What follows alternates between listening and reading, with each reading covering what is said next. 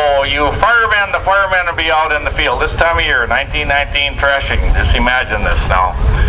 The fireman's out in the field, maybe 4 o'clock in the morning, or maybe whatever time. But you have threshing machines, you have steam engines located throughout the countryside on threshing rigs. And it was always a pretty proud moment when you got steam up. You'd blow your whistle. And this is the whistle call, and please cover your ears. There's going to be 10 whistle calls here, and they're quite loud. So we'll go to steams up.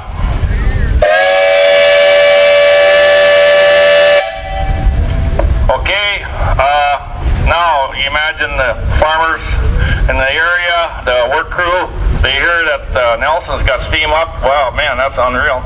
That's early, and proud of them. And then about a half an hour before they're going to get the crew to come to work, they're going to have this call that's calling the workers to come to work.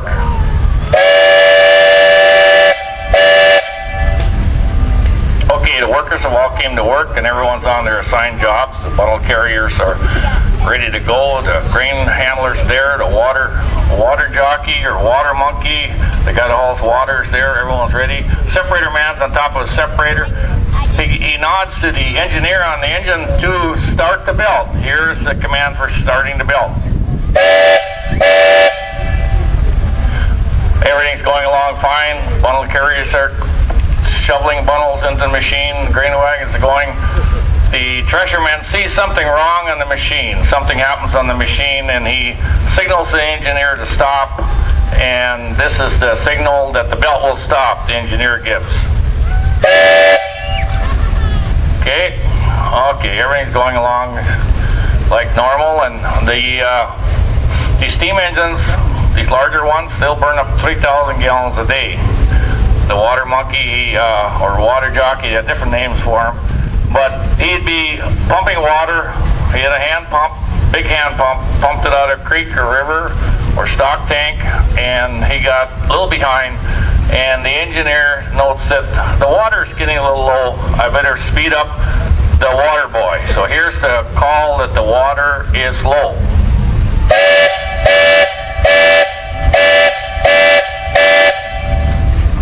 Well, the water wagon gets there on time, that's no problem. But out in the field, Bruce and Dale Ingen, they have a Greenboro team of horses, and of course, deal with you tie up the lines on the side of the wagon or lay them on the ground, and as you're pitching bundles on, you're not aboard the wagon. Jackrabbit jumps out from behind a shock, scares this team of horses, takes off, not no one aboard. The team is gone. The engineer notes that there's a runaway team. This is the signal for a runaway team.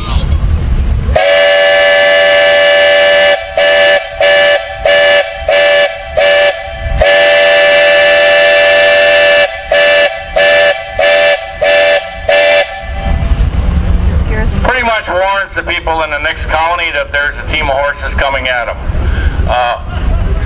In a way, the team of horses is long gone, and Bruce Ingen, he's in tow after it. He runs for a while, but he wears out. He's walking after the horses.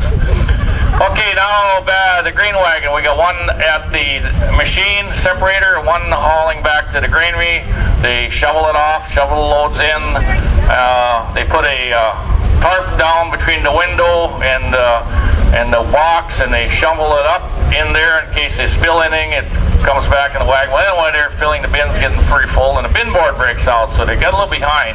And the engineer noticed that the grain wagon at the separator is getting pretty full, and we don't see no empty grain wagon. So this is the call for grain wagon late.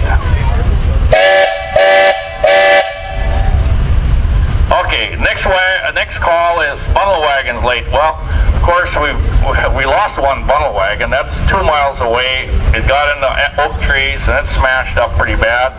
And plus, it's getting later in the afternoon. Everyone's kind of playing out, and this is bundle wagons late.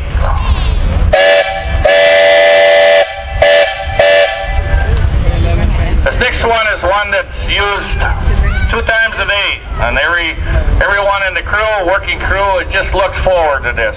They shut down for high noon for lunch, and it's used then, and it's used for closing for the day. It's the last call.